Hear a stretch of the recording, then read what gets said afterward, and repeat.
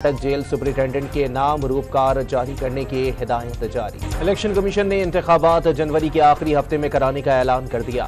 हल्का बंदी की इब्तदाई फहरिस्त 27 सितंबर और हतमी फहरिस्त 30 नवंबर को शाया की जाएगी। पीपल्स पार्टी ने इलेक्शन कमीशन के एलामिये पर अदम इत्मीनान का इजहार कर दिया। सेनेटर शहरी रहमान ने इंतखाबात की तारीख का ऐलान करके गैर यकीनी का खात्मा करने का मुतालबा कर दिया। निगरान वजीर इत्तलात मुर्तजा सोलंकी का इलेक्शन कमीशन के ऐलान पर इजहार मुसर्रत। मौक़िफ़ अपनाया के ऐलान से निगरान हुकूमत के मैंडेट से मुताल्लिक अफवाहों का दम घुट गया है। निगरान वफाकी वजीर फवाद हसन फवाद ने इदारों की निजकारी से मुताल्लिक अफवाहें मुस्तरद कर दी।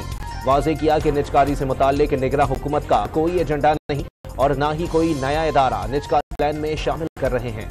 सरकारी इदारों के नुकसानात 500 अरब तक जा पहुंचे। निगरान हुकूमत ने सरकारी इदारों से मुताल्लिक पॉलिसी पर नजरसानी का फैसला कर लिया।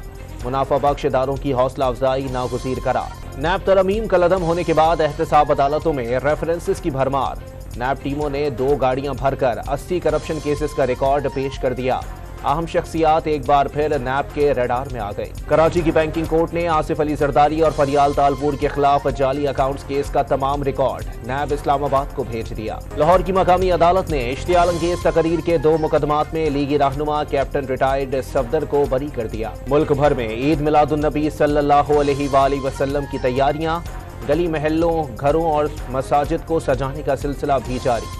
सजावटी अशिया की खरीदारी के लिए बाजारों में रश बढ़ गया। और महकमे मौसमियात ने 22 से 24 सितंबर तक बारिशों का नया स्पेल बरसने की पेशगोई कर दी। कराची में आज शाम या रात हल्की बारिश हो सकती है।